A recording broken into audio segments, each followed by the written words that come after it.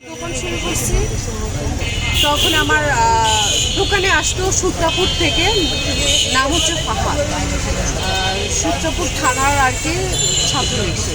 এখানে সজলদা যিনি ছিলেন ওনার এখান থেকে আসতো, আর আমার দোকানেই আমি যবে থেকে দোকান দিচ্ছি আমার দোকানে এসে আর কি আড্ডা দিত। সেই থেকে মানে শুরু থেকেই তো আর কি কেউ প্রেম করতে যায়, এই আর কি পটানো, যে একটা মেয়ের কীভাবে পটাতে হয় ওটা তার মধ্যে ভালোই একটা। এবং একটু আমাদের জানাবেন যে এই ছেলেটার সাথে আপনি কোথাও ট্যুরে গেছেন কিনা বা তার বাসা অবধি গেছেন কিনা? না না না, শুধু প্রেমই ছিল। মানে দেখা যায় না যে প্রথমটা যেমন তেমন, সেকেন্ড বার হয়তো বা একটু ভালো হবে, ওমা দেখি সেও সেম। তো আসলে প্রেম ভালোবাসা বলে আসলে কিছু না, সব হচ্ছে তাই কিছু। কতদিন প্রেম ছিল?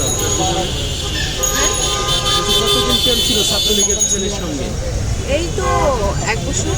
1 বছর প্রেম করে তবে থেকে রোজা থেকে আমি দোকান শুরু করেছি, তবে থেকে। এই জন্য কি আপনি ঢাকায় বিয়ে করতে চাচ্ছেন যে আমি ঢাকায় বিয়ে করব?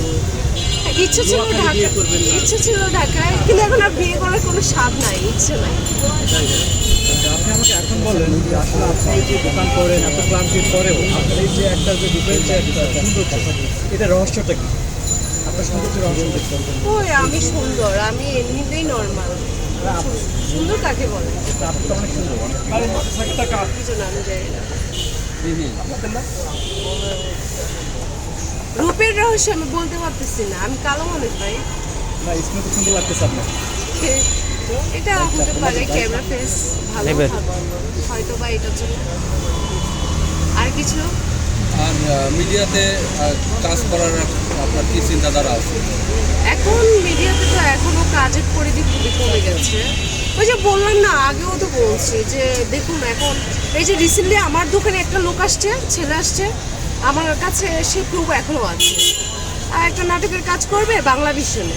তখন আমি বলছি যে আচ্ছা ঠিক আছে, আমার নাম্বার নিতে চাইছিলাম, আমি নাম্বার দিলে পরে আমার ফেসবুকে অ্যাড হয়েছে মেসেঞ্জারে, পরে হচ্ছে বলে শুধু কি ভিডিও, অডিও হবে না? তো আমি বলি অডিও হবে। পরে আর কি যেটা বলতে চাইছিল আর কি, সে আছে একজন ডিরেক্টর, সে কাজ করতে চাইছে আমার সাথে। ওই যে কাবিলা ভাইকেও নিয়ে আসছিল, পরে আমাকে পাইনি, এর পরের দিন আসছে।